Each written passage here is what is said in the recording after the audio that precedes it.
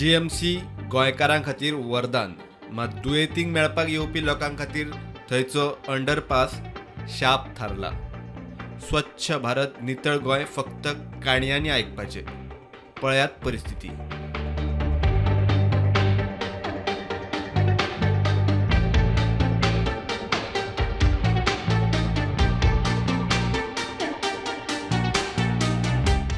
आम्ही सध्या आहा ते म्हणल्यार बांबोळे जीएमसीच्या फुडल्यान जो फ्लायओवर आहा तेजे सकयल्यान तुमकां म्हाज्या फाटल्यान पळोवपाक शकता।